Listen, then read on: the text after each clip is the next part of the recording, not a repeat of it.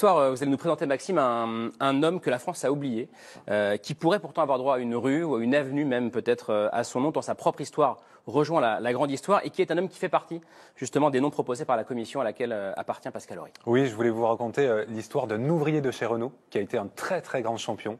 Et pourtant les Français ne le connaissent pas. Il s'appelle Bouguera El Ouafi. Il est né en Algérie avant de venir en France pour être manœuvre à l'usine de Billancourt. Et à son arrivée à Paris, chaque jour, Bouguera il décide de faire la route en courant. C'est son hobby, courir. Il fait 15 km quotidiennement et il excelle dans le domaine à tel point qu'il est repéré par la Fédération d'athlétisme qui décide de le choisir en 1928 pour représenter la France aux Jeux Olympiques d'Amsterdam. Bouguera arrive en total inconnu et pourtant. Bouguera El Ouafi porte le dossard 71. Il est loin d'être le favori. Au 10e kilomètre, il tient la 20e position. Au 32e, il est 3e. À 5 km de l'arrivée, il double l'Américain John Ray et le Japonais Kanematsu Yamada. La foule l'acclame. Bouguera El Ouafi s'est imposé le 5 août 1928 comme un des plus grands champions olympiques de sa discipline. C'est beau. Ouais, c'est beau. Alors, ce que réalise El Ouafi ce jour-là, c'est vraiment un exploit. Il devient le premier sportif né sur le continent africain à obtenir la médaille d'or aux Jeux Olympiques. C'est le seul athlète français médaillé cette année-là. Et pourtant, la France ne va jamais lui rendre l'hommage qu'il mérite. Vous allez voir, le lendemain de l'exploit, c'est silence radio dans les médias. Un seul journal parle de cet exploit, c'est l'Humanité. Et vous allez voir, il faut chercher tout en bas du journal pour trouver la phrase. C'est presque une phrase politique. Enfin, une victoire française. C'est, ô ironie, celle de l'arabe El Ouafi dans le marathon. Les années passent, Bouguera El Ouafi vit dans l'anonymat, il n'a pas d'argent, il n'est pas aidé financièrement par la France, à tel point qu'il tente de vivre une meilleure vie aux États-Unis. Il intègre un cirque où il a un numéro, il doit courir et affronter tous les soirs un cheval. Ce numéro ne plaît pas du tout à la France qui décide de l'exclure de l'équipe nationale d'athlétisme.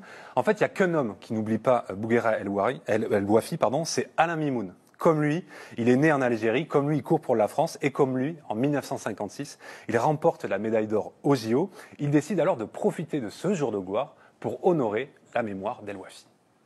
Ce jour-là, il y avait 15 000 personnes à Orly. Et j'ai pensé à lui encore plus à ça. Je dis, quand il a été champion olympique, ce type-là, et certainement qu'il n'a pas été reçu comme ça, le pauvre. J'ai de le chercher. Et c'est grâce à des journalistes, ils l'ont trouvé, ce pauvre. Il était chômeur. Il n'avait pas de travail. Et miséreux. C'est ingrat. La France, pas la France. La France, c'est un pays béni de Dieu. Mais ce peuple est ingrat. L'ingratitude du peuple français. La vie tragique d'El Ouafi, elle s'achève en 1959, en pleine guerre d'Algérie. Il est abattu dans une fusillade à Saint-Denis. Alors les témoignages divers. Est-ce qu'il a été tué par erreur? Est-ce que c'est un règlement de compte entre membres du FLN? On ne sait pas vraiment. Mais en tout cas, l'histoire d'El Ouafi, ce génial marathonien oublié, elle va peut-être ressurgir grâce à vous et grâce au travail que vous avez fait. Peut-être qu'il y aura en France des noms de rues avec le nom El Ouafi. Ça raconte ce que vous essayez de faire, ça, Pascal Horry? Oui, et ça remontait en ce qui me concerne au dictionnaire des étrangers qu'en fait la France, dont j'ai été très fier. C'est pour ça qu'on m'a demandé, Pascal Blanchard en particulier, de faire partie de cette commission.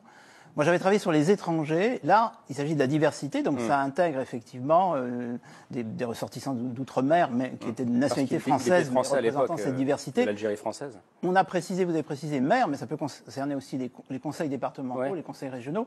En règle générale, les pouvoirs publics qui peuvent être à court d'imagination sur ce plan-là, alors qu'on voit il y a des trésors.